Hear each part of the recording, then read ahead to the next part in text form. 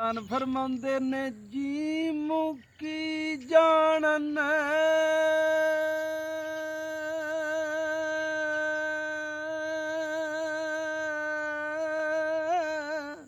ਹੋ ਸਾਰ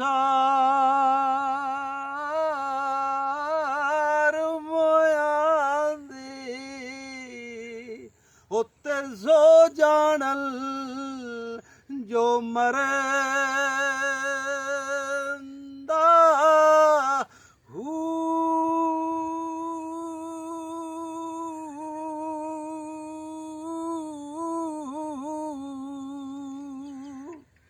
ਵਿੱਚ ਕਬਰਾਂ ਦੇ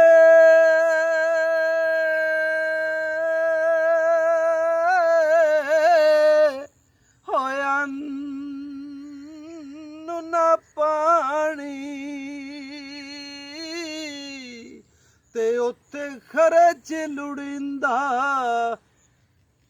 ਉਹ ਘਰ ਦਾ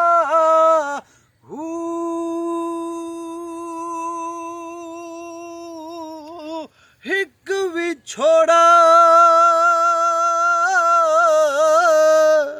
ਹੋਏ ਮਾਂ ਪਿਓ ਭਾਈਆਂ ਹੱਤੇ ਦੂਜਾ ਅਜ਼ਾਬ ਕਬਰ ਦਾ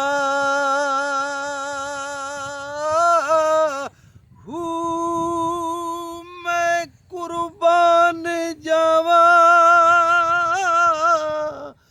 ਨਾ ਤੂੰ ਬਾਹੂ ਤੇ ਜਿਹੜਾ ਵਿੱਚ ਹਯਾਤੀ ਹੋ ਮਰੇ